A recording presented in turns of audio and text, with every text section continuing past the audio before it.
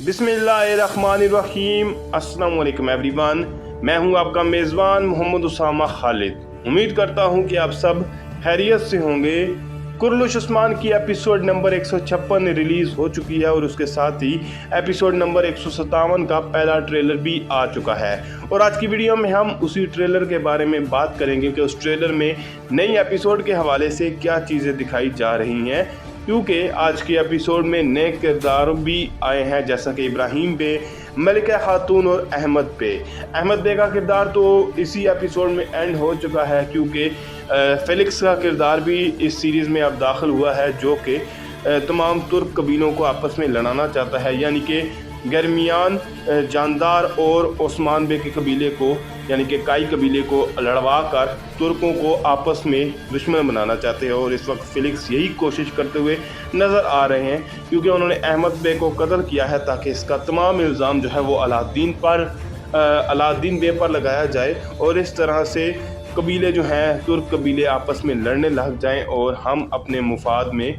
हम अपने मकसद में कामयाब हो जाएं। ये तमाम चीज़ें अब नई एपिसोड में देखने वाली होंगी।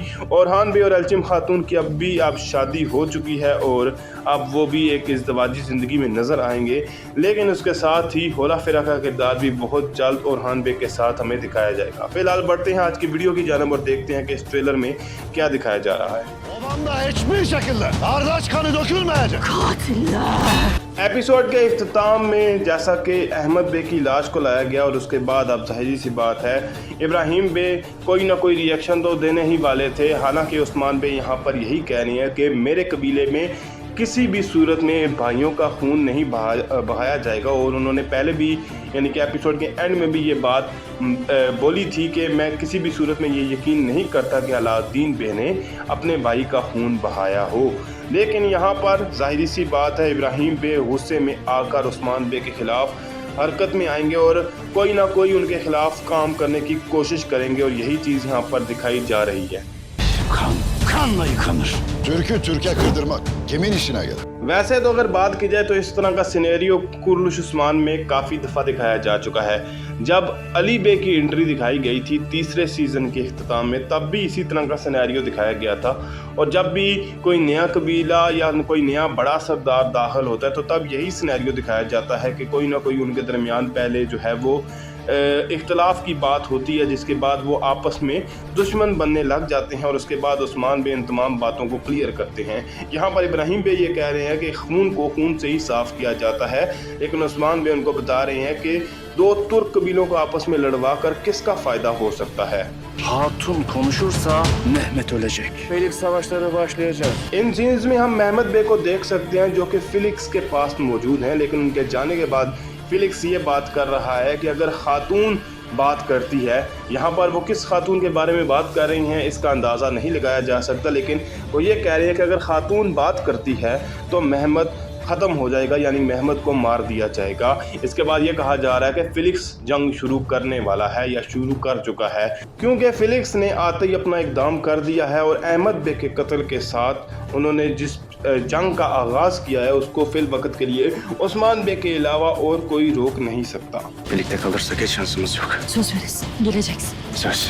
इन सीन्स में गोंजा खातून और अलाउद्दीन बे नज़र आ रहे हैं और यहाँ पर गोंजा खातून और अलाउद्दीन बे आखिरकार जो है वो एक दूसरे के करीब नज़र आ रहे हैं और अहमद बे को भी अब ख़त्म कर दिया जा चुका है। तो यानी कि अब जो है वो अहमद बे की शादी जो है वो नहीं होने वाली गोंजा खातून के साथ। लेकिन यहाँ पर अभी उनके लिए मसला ये है कि फेलिक्स भी उनके पीछे ही होगा और यहाँ पर अलाउद्दीन बे यही बात बोल रहे हैं कि अगर हम फेलिक्स पर रहे तो बहुत ज़्यादा हमें फ़ायदा नहीं होगा। उसके बाद गोंजा खातून ये कह रही हैं कि आप वादा कीजिए कि आप वापस आएंगे। इसके बाद अलाउद्दीन बे कह रही हैं कि मैं वादा करता हूँ। Burada senin canın hazır, tamam mı? Değmezsin Mehmet.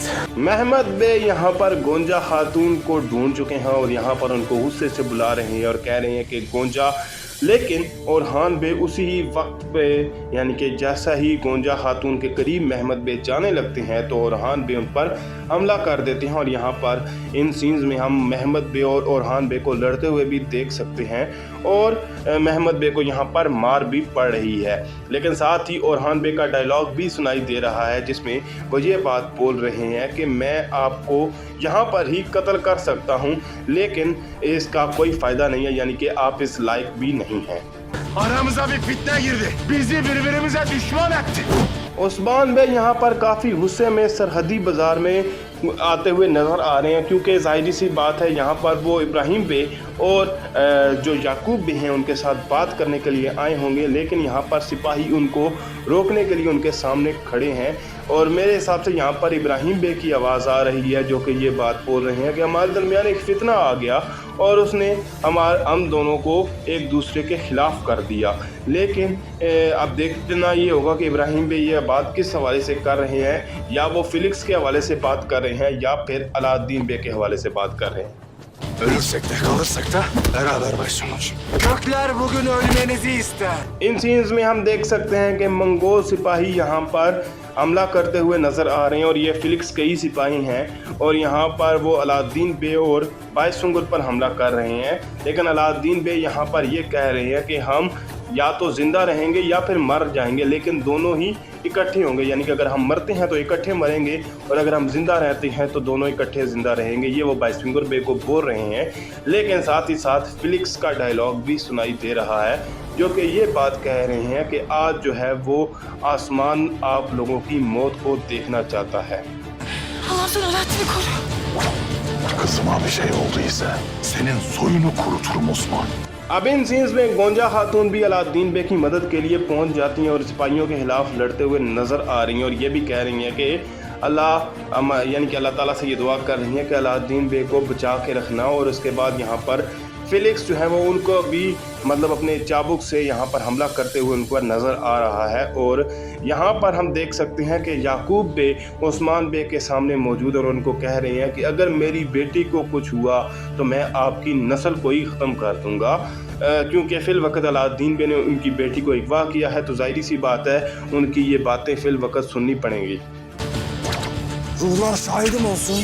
Sana yenilmeyeceğim Osman. तो इस दफ़ा भी यहाँ पर फिलिक्स और उस्मान बे दोनों ही आपस में आमने सामने नज़र आ रहे हैं, और लास्ट एपिसोड में भी उनका आमना सामना हुआ था जब उस्मान बे कोनूर बे को पकड़े हुए थे, लेकिन फिलिक्स ने आकर तब भी कोनूर बे को बचा लिया था। और यहाँ पर भी वो उस्मान बे के ख़िलाफ़ लड़ते हुए नज़र आ रहे हैं। उसके साथ उनका डायलॉग भी सुनाई दे रहा है कि रूहें मेरी गवाह बन जाएं, मैं तुमसे हार नहीं मानूंगा, यानी कि उस्मान बे के ख़िलाफ़ ये बात वो कर रहे हैं।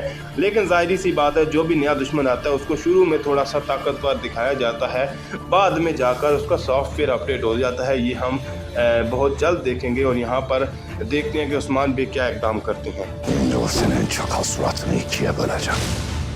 अब यहाँ पर उस्मान बे फिलिक्स को पकड़े हुए हैं और ये भी बोल रहे हैं कि अब मैं ये जो तुम्हारी गीदड़ जैसी शक्ल है इसको 2 हिस्सों में तकसीम कर दूंगा, यानी कि काट कर 2 कर दूंगा। और यहीं पे इस ट्रेलर का इख्तिताम भी हो रहा है, जहां पर उस्मान बे और फिलिक्स आपस में आमने सामने हैं। तो यही था आज का ट्रेलर।